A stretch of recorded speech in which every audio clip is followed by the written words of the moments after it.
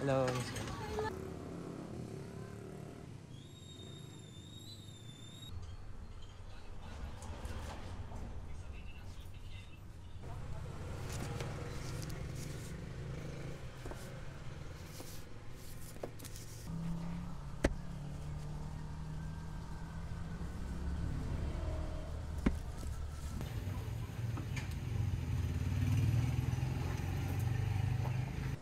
Ako po ay si Mang Nani, kung tawagin nila, na nagtataguyod ng aklatan sa bangketa ng Barangay La Paz. Nakilala rin po sa Reading Club 2000. Ang aking naging misyon ay magpamigay ng mga aklat na pinaglumaan ng ibang mga nagbabasa nang walang bayad, libre po ito. At maitulak ang ating edukasyon sa literatura.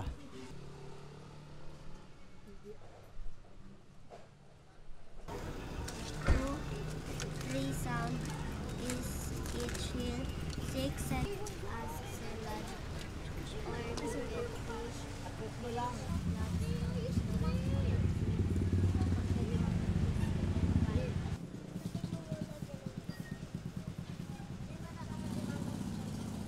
Hindi naman bago, kundi mga biyayang binigay sa akin ng mga may-ari. Biyaya na dinonate, kumbaga, ng mga iba't ibang tao na nakakaintindi sa aking ginagawang proyekto. Nakita mo? Saan? Live? Saan naka-live?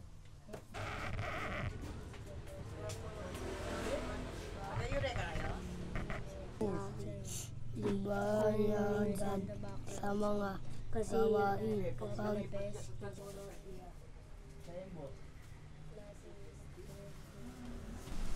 ang mga makikita nyong aklat ay gamit sa K-12, mga nobela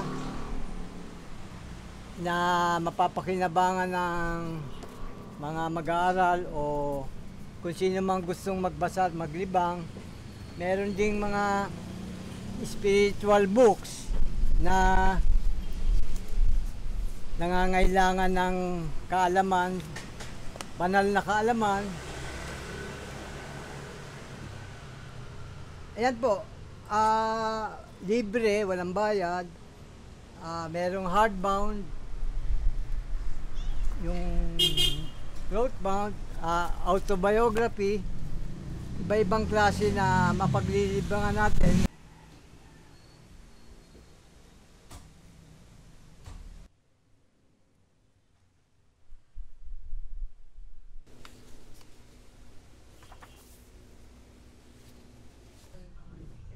Borrow your book.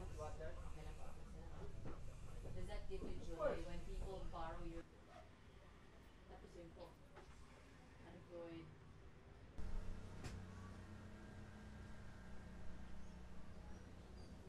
Talaga namang walang kalaban ng ginagawa ko na masaya.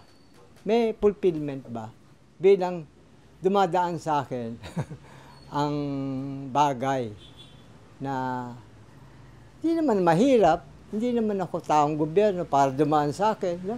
Pero parang ako ang naging tulay para makarating ang mga ganong bagay.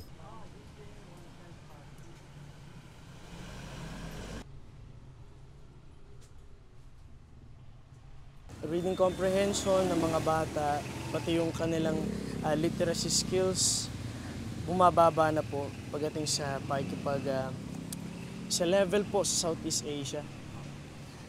Kaya yung mga ganitong libro po na mamahalin po kasi mga ganitong libro sa totoo lang. Kaya malaking tulong po ito kumbaga sa public po, sa community.